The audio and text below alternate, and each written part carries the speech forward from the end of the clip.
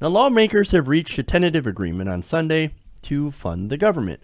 Now, this funding bill would fund the government through the end of September, thus avoiding a government shutdown, which would look very, very bad for Trump, very, very bad for the Republicans after his disastrous first 100 days. Now, Congress is expected to vote on this $1 trillion spending package early this week. Now, interestingly enough, there are actually some victories in this bill. Now, that's amazing. Now, let me detail some of the good and some of the bad. Of course, it's a mixed bag. Now, one of them is that the wall, the Trump wall, receives no funding whatsoever. So they have shut down the wall in a huge, huge concession. That's right. Democrats, along with the Republicans, have blocked the wall. For right now, anyway. Now, there's also a victory, though, for Republicans, too. Now, they ended up getting $1.5 billion in additional funding for border security and $12.5 billion in new military spending. Again, nobody seems to ask the question, whenever we talk about increasing funding in the military, how do we pay for it? How do we pay for it? Why do we even need it? I mean, do we need more than $12.5 billion more in the military? They already have $600 billion a year. Do we need that much more? No, we don't.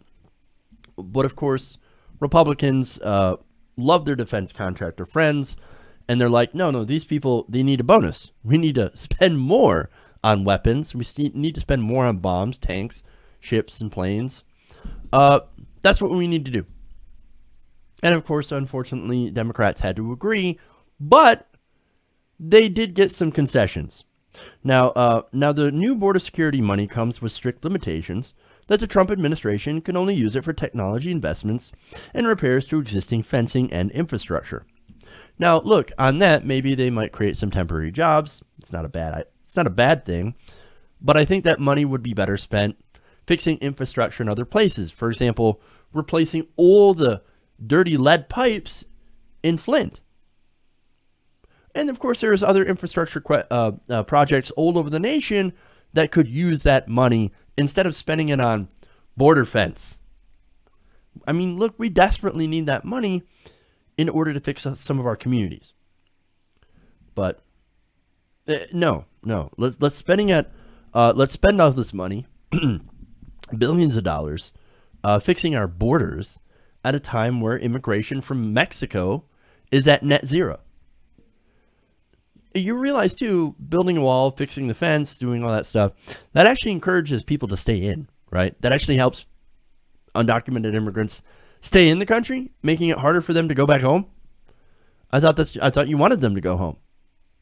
I think immigration has positive impacts. You don't. So why are you building stuff to make them stay in? It doesn't make any sense. But anyway, regardless, again, I keep mentioning some of the positive things, so I'm going to get to that. Schumer and House Minority Leader Nancy Pelosi boasted that they are able to force Republicans to withdraw more than 160 unrelated policy measures, known as riders, including those that would have cut environmental funding and scaled back financial regulations on Wall Street. Oh, so look at that. You actually have, you don't have a reduction in environmental regulations, at least on this, and you still have Wall Street regulations. That's not bad. Okay. Now, there are some other things. Democrats plot to include a $295 million to help Puerto Rico continue making payments to Medicaid, $100 million to combat opioid addiction, and increases in energy and science funding that Trump had previously proposed cutting. Not only that, but if passed, the legislation would continue to fund Planned Parenthood through the government. Oh, look at that.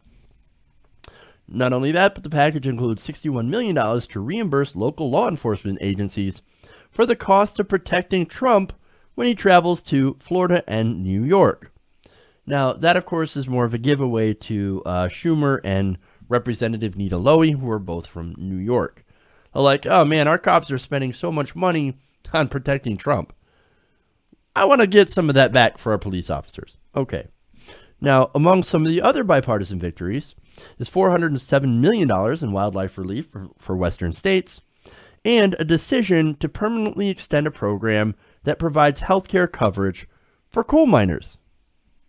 So there you go. So all in all, it's a bit of a mixed bag. It's bipartisan. It's okay. Planned Parenthood's going to get their funding. They're going to get some help to combat the opioid addiction. That's good. More funding for science. That's always a good thing. And it also includes language that bars the Justice Department from blocking state implementation of medical marijuana laws. Now, in return, of course, the Republicans get their military spending, and they get some border security spending. So as far as negotiations go, this seems to be one of the better spending bills. Again, better, not fantastic, not amazing, just better. So at least there's something, okay? Now, let's see. So let's talk the politics of it for a second here, because that's going to come up. Now, Republicans, now that they're in charge, I think that they're trying to show that they have the power to negotiate with the Democrats. Again, the Democrats are in the minority, but they can block most of this stuff through the filibuster. So Republicans are kind of forced to be able to negotiate. And they're showing that maybe they can actually do so. At least they did more negotiation than they did during the Obama administration, which, of course, they showed absolutely no regard for the president and no regard for the majority. You know, we're going to block everything. Democrats are saying, hey, we're not children like you. We can actually make some concessions to make sure that we don't have a government shutdown. So, okay. Now, as far as people who are so-called moderates and also independents, this actually might look good on the Trump administration and the Republicans, since right now they're so incredibly unpopular. So again, this is the politics, right? Now, the other part of that is that the base is probably going to hate this. The Trump base. The people that were like, build that wall, build that wall. And the same people that wanted to defund Planned Parenthood, they were the biggest losers here. To those guys, do you feel stupid or what? See, look, the Republican Party, Donald Trump, they play you. They always play you with these red meat social issues, and you never learn. And I guess I kind of have to laugh at you because you get screwed over and over and over again by politicians, and you never seem to learn. But as far as what the Republicans really stand for, they don't care about you, but they do care about the donors.